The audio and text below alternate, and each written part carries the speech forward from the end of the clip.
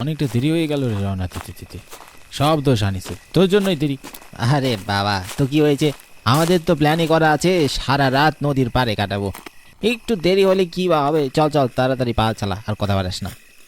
তোরা এত বক বক না করে পা চালা তাড়াতাড়ি। রোহিত, আনিস, গোপাল, রঘু আর মোহিত যাচ্ছে গ্রামের ওই শেষ মাথার নদীর পাড়ে। সকলেই আজ ঠিক করেছে পিকনিক করবে।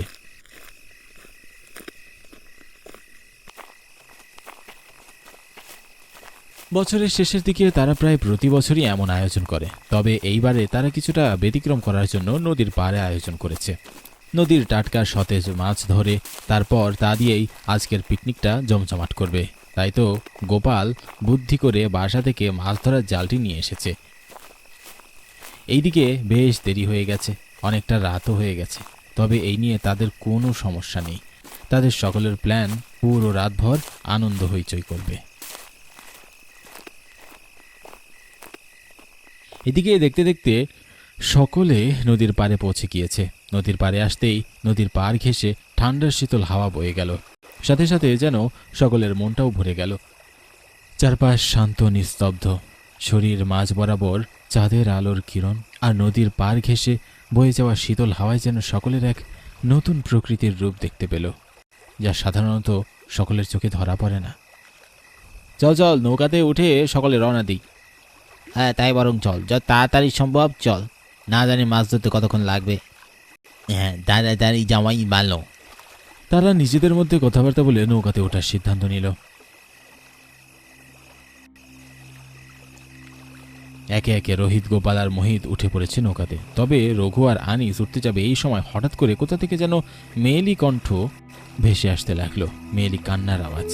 রাত আনুমানিক প্রায় 11টা পার হয়ে গেছে, তবে এত রাতে একটি মেয়ে এখানে কান্না করছে কি করে? এ যেন কোনো সাধারণ বিষয় না। গিয়ে রঘু, কান্নার আওয়াজ শুনতে পাচ্ছিস? হ্যাঁ, আমি তো স্পষ্ট ফুপিয়ে ফুপিয়ে কান্নার আওয়াজ পাচ্ছি, তবে এত রাতে একটি মেয়ে কোথা থেকে আসতে পারে? হয়তো কোনো বিপদে পড়েছে, তাই তো এমনভাবে কাঁদছে। যা তো, তোরা দুজন গিয়ে দেখে আয় কে ভাবে কাঁদছে, আর আমরা এদিকে নদীতে মাছ ধরতে যাই, হয়তো আমাদেরও দেরি হয়ে যাবে। আনিস, তুই যা ওদের সাথে নৌকাতে, আমি বরং এদিকে যাই।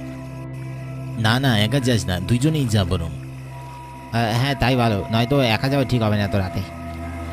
ঠিক আছে, চল। এত রাতে হঠাৎ একটা মেয়ের কান্নার আওয়াজ শুনে মোটেও তারা সেটা উপেক্ষা করতে পারল না, তাই রঘু, আনিস যাচ্ছে মেয়েটির খোঁজে।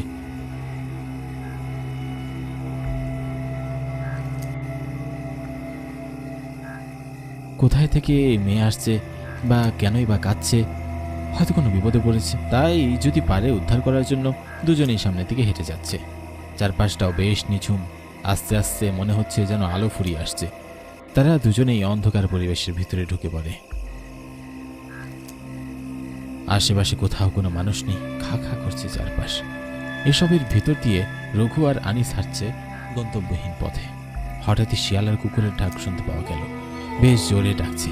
তাদের ডাকে যেন মুহূর্তেই চারপাশটা পাল্টে গেল। শান্ত নীরব পরিবেশ থেকে মুহূর্তেই অশান্ত হয়ে গেল। তবে হঠাৎই শিয়াল কুকুরের ডাকের মাঝে যেন মেয়েটির কান্নার আওয়াজ থেমে গেল। এতক্ষণ বেশ কান্নার আওয়াজ ধরে এগোচ্ছিল তারা, তবে হঠাৎ কান্নার আওয়াজ বন্ধ হওয়াতে তারা থমকে দাঁড়ালো। প্রায় অনেকটা পথ এগিয়ে গিয়েছে তারা, একেবারে নদীর পাড় ছাড়িয়ে জঙ্গলের ভিতর। কে কিরে আনিস, কিছু শুনতে পাচ্ছিস?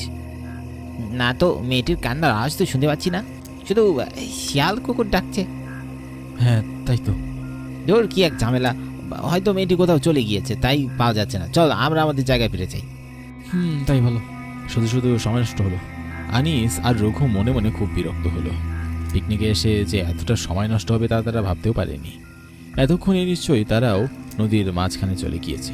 সব ভাবতে ভাবতে বেশ বিরক্তি ভাব নিয়ে দুজনে আবার হাঁটতে লাগলো নদীর পাড়ের উদ্দেশ্যে। দেখতে দেখতে তারাও নদীর পাড়ে পৌঁছে গেল।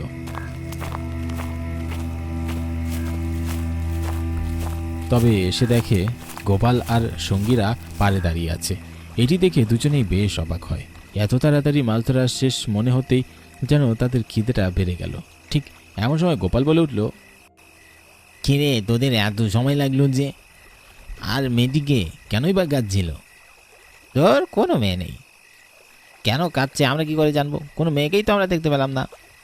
হঠাৎই মাঝ পথে কান্না থেমে গেল। চারপাশটা খুঁজে দেখলাম, কাউকে পেলাম না, তাই চলে এসেছি।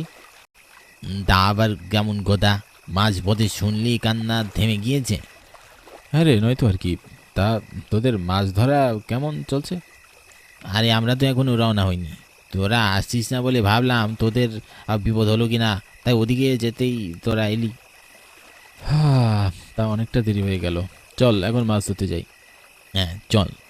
তারা মাছ ধরার প্রস্তুতি নিয়ে নৌকাতে উঠতে যাবে, ঠিক সেই সময় নৌকা নেই, নৌকা উধাও। পুরো নদী জুড়ে একটি মাত্র নৌকা ছিল, কিন্তু চোখের আড়াল হতে উধাও হয়ে গেল। একটু আগে অবধি নৌকাটি তাদের সামনেই ছিল, কিন্তু কোথায় চলে গেল? কেউ তো তাদের চোখকে ফাঁকি দিয়ে যায়নি। কেউ আসলে অবশ্যই তারা দেখতে পেত। এগি নৌকা গুন্দায়। তাদের মনে এক অদ্ভুত আতঙ্ক ঢুকে গেল। সকলের মুখের দিকে তাকালে স্পষ্ট দেখা যাচ্ছে তারা ভীষণ আতঙ্কে রয়েছে। তাদের সকলের চোখ জোড়া যেন বড় বড় হয়ে গেছে। এমন অলৌকিক ঘটনা চোখের সামনে তারা যে দেখতে পাবে তাদের বিশ্বাসই হচ্ছে না। তবে জলজ্যান্ত নৌকা হুট করে উধাও হলো কি করে? এসব ভাবতে ভাবতেই হঠাৎ একজন লোক তাদের সামনে চলে আসলো।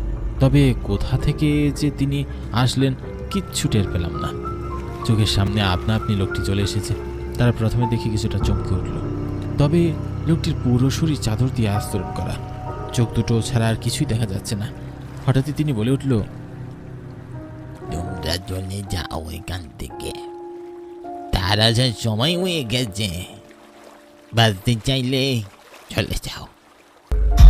মানে কি বলছেন এসব? কে মারবে আমাদের? সে এসেছে, এসেছে, তোমরা পালিয়ে যা, পালিয়ে যা। একথা বলে লোকটি আর দাঁড়ালো না। চোখের পলকে এমন বয়স্ক লোক এভাবে উধাও হয়ে যেতে দেখল। এত বয়সে এত জোরে হাঁটতে দেখে সকলেই থমকে গেল। কিন্তু লোকটির কথায় যেন বেশ রহস্য ছিল। তিনিও বেশ ভয় আর আতঙ্কে এসব বলছিলেন। কিন্তু কেন এসব বলে গেলেন? আর কেই বা আসবে? এসব প্রশ্নের উত্তর খুঁজতে যেন তাদের মাথা ঘুরাচ্ছিল। সব কেমন যেন উলট পালট হতে লাগলো। ঠিক এমন সময় তাদের চোখে পড়ল সেই নৌকাটি ভেসে আসছে। তৎক্ষণাৎ তাদের চোখ দুটোকে তারা বিশ্বাস করতে পারল না। ভয়ে যেন সকলেই থরথর করে কাঁপতে লাগলো। নৌকাতে কোনো মাঝি নেই, আপনা আপনি নৌকাটি ভেসে আসছিল তাদের দিকে। এসব দেখে তাদের হাত পা অনবরত কাঁপতে লাগলো। কি করবে আর কেউ বুঝে উঠতে পারছিল না। চোখের আড়ালেই যেন নৌকার গতি বাড়তে লাগলো। তবে এইবারে যেন নৌকা মাঝিহীন নয়, আস্তে একটা যুবতী মেয়ে সাদা শাড়ি পরে নৌকা চালাচ্ছে। তবে এতক্ষণ নৌকায় ছিল না কেউ। হঠাৎ করে মেয়েটি কোথা থেকে হাজির হলো। তাদের মনে হলো তারা যেন চোখে ভুল দেখতে লাগলো। কিচ্ছুটি আর বিশ্বাস করতে পারল না। ভয়ে তাদের বুকের ভিতরটা দুকদুক করতে লাগলো। ঠিক সে সময় মেয়েটি তাদের সামনে এসে দাঁড়ালো। মেয়েটি সাদা শাড়ি পরা, স্পষ্ট রক্তের দাগ, চোখ দুটো লাল টকটকে, যেন আস্ত গিলে খাবে সকলকে। ঠিক এমন সময় মেয়েটি বলে উঠল, আজ তোদের শেষ, আমার হাতেই তোদের মৃত্যু লেখা আছে। আর তার এই অট্টহাসির শব্দ যেন পুরো পরিবেশকে ঝাঁকিয়ে তুলল। সকলে যেন ভয়ে আর এক মুহূর্ত দাঁড়িয়ে থাকতে পারল না। কোনো কথা ছাড়া সকলে একসঙ্গে প্রাণপণে দৌড়াতে লাগলো। তাদের পিছনে পিছনে সেই মেয়েটিও হাওয়ায় উঠতে লাগলো। তাদের গতি থেকে মেয়েটির গতি ক্রমাগত বেড়েই চলছে। তৎক্ষণাৎ মেয়েটির হাত লম্বা হয়ে রঘুকে ধরে ফেলল। রঘু আর দৌড়াতে পারল না, সে আটকে পড়ল মেয়েটির হাতে। আর বাকি চারজন দৌড়ে পালিয়ে গেল। তাদেরকে আর মেয়েটি ধরতে পারল না। মেয়েটি রঘুকে এক ঝটকানিতে তার সামনে হাজির করল। মেয়েটির হাতের স্পর্শ পেতেই যেন তার প্রাণ বেরিয়ে যাচ্ছিল। মেয়েটির বড় বড় নখের কোণা রঘুর গলায় যেন ফুটাচ্ছিল। অনবরত মেয়েটির হাত তার গলায় চাপ সৃষ্টি করতে লাগলো। সে চাপ বাড়তেই তার নিঃশ্বাস বন্ধ হয়ে যেতে লাগলো। সে নিঃশ্বাস নেওয়ার জন্য ছটফট করতে লাগলো। তবে হঠাৎই আর নিঃশ্বাস নিতে পারছিল না। তার শ্বাস প্রশ্বাস বন্ধ হয়ে যাওয়ার উপক্রম হলো। সঙ্গে সঙ্গে তার শরীর নিস্তেজ হয়ে গেল। এরপরই শরীর পড়ে রইল মাটিতে। মেয়েটিকেও আর আশেপাশে দেখা গেল না। সেও যেন নিমেষেই উধাও। পরদিন সকাল হতেই চারপাশ সূর্যের আলোয় বেশ ঝকঝকে করতে লাগলো।